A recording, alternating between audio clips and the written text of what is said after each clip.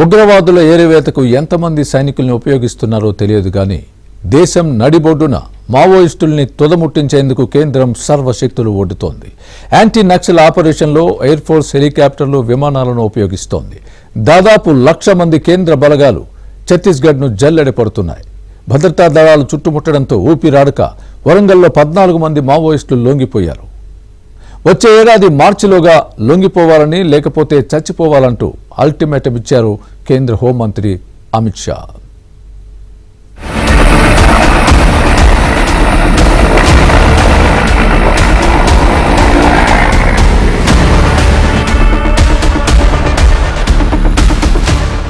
Maoist party ఇక చరిత్ర పుటలకే పరిమితం కానుందా? ఆపరేషన్ కగార్ దెబ్బకు అడవి అన్నలు హడలిపోతున్నారా?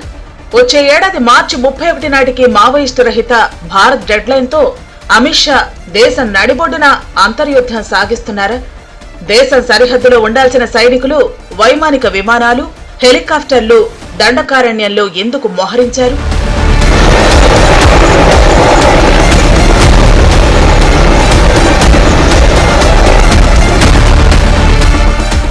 ఏకంగా 1,00,000 మంది భద్రతా బలగాలతో ఆపరేషన్ కగార్ నిర్వహించారా అంటే అవుననే సమాధానమే వస్తోంది.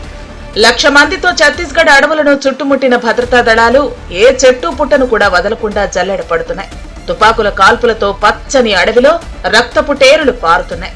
మావోయిస్టుల నిర్మూలన టార్గెట్ గా మోడీ సర్కార్ చేపట్టిన ఆపరేషన్ కగార్ దెబ్బకు వరుస ఎన్కౌంటర్లతో ఛత్తీస్గఢ్ దండకారణ్యం వార్ జోన్ గా మారింది. ఎయిర్ ఫోర్స్ హెలికాప్టర్ల సాయంతో అడవుల మధ్యలో డైరెక్ట్ గా దిగుతున్నారు భద్రతా సిబ్బంది. సిఆర్పీఎఫ్ కమాండోలు దూసుకెడుతున్నారు. మావోయిస్టుల కంచుకోట అబూజ్మల్ టార్గెట్ గా కేంద్ర హోంమంత్రి అమిత్ షా ఆపరేషన్ కగార్ కు శ్రీకారం చుట్టడమే ఇందుకు కారణం. గతేడాది జనవరిలో మొదలైన కగార్ ఇప్పటికే 400 మంది మావోయిస్టులు తుపాకీ తోటాలకు బలయ్యారు. అబూజ్మల్ లో తీవ్ర అణిచివేత ఉండటంతో మావోయిస్టులు సేఫ్ జోన్ కోసం కర్రెగుట్టల్లో ఉన్నారనే సమాచారంతో భద్రతా బలగాలు దేశ సరిహద్దుల్లో శత్రు సేనలతో పోరాటం చేయాల్సిన భద్రతా బలగాలు దేశ నడిబొడ్డున మావోయిస్టులు ఏరివేతలో బిజీగా ఉన్నారు. వైమానిక యుద్ధ విమానాలు, హెలికాప్టర్లు సొంత పౌరులపైనే బాంబులు వేస్తున్నాయంటున్నారు పౌర హక్కుల సంఘ నేతలు.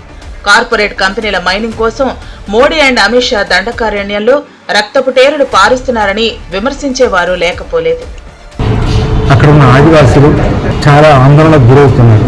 ఒకవైపు వివిధ రాష్ట్రాల గ్రేడ్స్ C-60 DRG భాగాలతో పాటు భారత సైన్యమే, భారత యుద్ధ విమానాలే, భారత సైనిక హెలికాప్టర్లే రంగంలో దిగిన నేపథ్యంలో దాన్ని యుద్ధం కాక మరేమని ఎందుకు ప్రభుత్వం యుద్ధం చేస్తున్నది? వాళ్ళు ఈ దేశ ప్రజలు, అది సరిహద్దు ప్రాంతం కాదు. అది వాళ్ళు కూడా ఇప్పుడున్న ప్రభుత్వం లాగానే ఒక మావోయిస్టుల అంతానికి అమిత్ షా మార్చి 31ను డెడ్ లైన్ గా పెట్టారు. మరి ఉగ్రవాదులకు ఎలాంటి డెడ్ లైన్ లేదా అని ప్రశ్నిస్తున్నాయి పౌర హక్కుల సంఘాలు. ఆదివాసీలను సైతం మావోయిస్టు ముద్ర వేసి కాల్చి చంపుతున్నారని పౌర హక్కుల సంఘాలు విమర్శిస్తున్నాయి. రాజ్యమే తన పౌరులపై యుద్ధం చేస్తుంటే ఎవరికి చెప్పుకోవాలంటున్నారు. 20,000 మందిని ఎన్కౌంటర్ పేరుతో హత్య చేశారు. ఎంతో మంది చిత్రహింసల మూలంగా ఆత్మహత్యలు కూడా చేసుకున్నారు. ఈ నేపథ్యంలో నేడు జరుగుతున్న మధ్య భారత యుద్ధాన్ని మనం అది పేద ప్రజలపై భారత ప్రభుత్వ యుద్ధంగా పరిగణించాలి. భారత ప్రభుత్వం అంటేనే బీజేపీ ప్రభుత్వం పేద ప్రజలపై యుద్ధం చేస్తున్నది. కర్రెగుట్ట ఎన్కౌంటర్ కాదు, శవాల గుట్టగా మారిపోతున్నది. అక్కడ భారత సైన్యాలు మరణించవచ్చు, లేదా వివిధ రాష్ట్రాల గ్రేడ్స్ C-60 బలగాలు మరణించవచ్చు. కానీ యుద్ధాన్ని ఆపడం కోసం మనం అందరం నిలబడాలి. మావోయిస్టుల ఏరివేతకు 15 ఏళ్లుగా చేపట్టిన ఆపరేషన్లు green hunt, operation Prahar, operation Kagar కోసం కేంద్రం వేల కోట్ల రూపాయలు ఖర్చు చేసింది. కేంద్ర ప్రభుత్వం తక్షణమే ఆపరేషన్ కగార్ నిలిపివేసి మావోయిస్టు పార్టీతో శాంతి చర్చలు జరపాలని పౌర హక్కుల సంఘాలు డిమాండ్ చేస్తున్నాయి.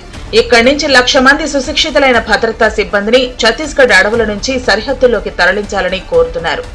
ఛత్తీస్గఢ్ సరిహద్దు దండకారణ్యంలో యుద్ధ మేఘాలు అలుముకున్నాయి. హెలికాప్టర్లు, డ్రోన్లు దట్టమైన అటవీ ప్రాంతాలపై చక్కర్లు కొడుతున్నాయి.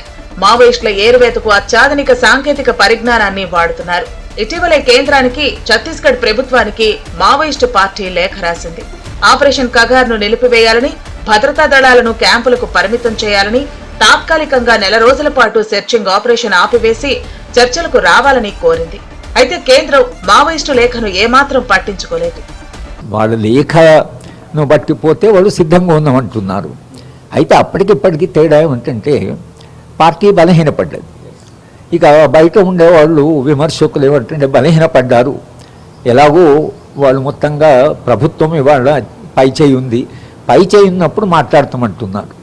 కనుక ఈ మాట్లాడడం అనేది ఒక వ్యూహం కావచ్చు, వాళ్ళ తరఫు నుంచి మళ్ళీ బలపడడానికి ఒక వ్యూహం కావచ్చు అని వాళ్ళు అంటున్నారు. ఇది రెండూ ఒకవైపు నుంచి దాన్ని మనం చర్చించవలసింది. ఇది వ్యూహమా లేక ఆలోచనలో తర్వాత విధానంలో భాగమా? ఛత్తీస్గఢ్ ట్రై జంక్షన్ మొత్తం నిఘా నీడలోకి వెళ్లిపోయింది. Air force, CRPF, cobra, Chhattisgarh reserve guards, special task force, Bastar fighters, Maharashtra C-60 commanders, AP grey hounds ఈ ఆపరేషన్ లో పాల్గొంటున్నాయి. మావోయిస్టు నేతలు హిండా, దేవా, దామోదర్ లాంటి నేతలే టార్గెట్ గా ఆపరేషన్ కొనసాగుతోంది. 2026 మార్చి 31 నాటికి దేశాన్ని మావోయిస్టు రహిత భారత్ గా మారుస్తామంటున్నారు సిఆర్పీఎఫ్ ఉన్నతాధికారులు.